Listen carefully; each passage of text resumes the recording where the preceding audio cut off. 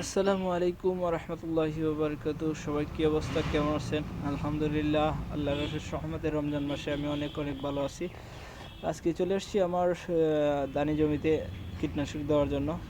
আসলে ধানগুলা জ্বলে যাচ্ছে হঠাৎ করে। আমাদের গ্রামের ভাষায় যেটাকে বলা হয় কারেন্ট কারেন্ট ফুক। কারেন্ট ফুকের অতিষ্ঠতার কারণে এই রমজান মাসে রোজা রাখে এই যে দেখেন কীভাবে জ্বলতেছে যে ধানগুলা। তো রমজান মাসে রোজা রেখেই চলে আসলাম জমিতে কীটনাশক দেওয়ার জন্য। যদিও কীটনাশকের পক্ষে আমি না, তারপরেও কি করা যায়, জমিতে ধানের যে অবস্থা দেখে তো মাথায় নষ্ট হয়। এত কষ্ট করে ফসল ফলানোর পরে যদি এভাবে চলে যায় ধানগুলা, তাহলে তো অনেক খারাপ লাগে। যাই হোক, আলহামদুলিল্লাহ রমজান মাস রোজা রেখে এই পরিশ্রমের কাজটা করতেছি। যদিও কৃষিকাজটা আমার জন্য একটু কষ্টকর হয়ে যায়, আমি অভ্যস্ত না কৃষিকাজে। তারপরে যে আলহামদুলিল্লাহ আমি স্বাচ্ছন্দ্য বোধ করি নিজের কাজ নিজে করার জন্য। বাবা বলছিল কামলা দিয়ে করার জন্য, কিন্তু আমি বলছি যে না, এটা আমি করতে পারবো বা I can do. That's why আমি আমি নিজের কাজ নিজে করতে সবসময় স্বাচ্ছন্দ্য বোধ করি। দ্যাটস ওয়াই আমি চিন্তা করলাম যে আমার ক্ষেতের ওষুধ আমি দিয়ে দিব। এখন আমি মিক্স করতেছি কীটনাশক। যদিও যদিও একটু কষ্টদার সাধ্য কাজ, তারপরেও আমি আমার কাজ করতে পছন্দ করি।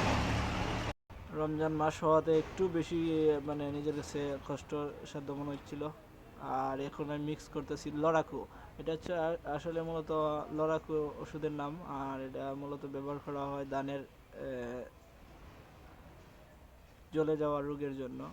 এটা যেটা আমরা গ্রামের ভাষায় কারেন্ট ফুক বলি, কারেন্ট ফুকের জন্য।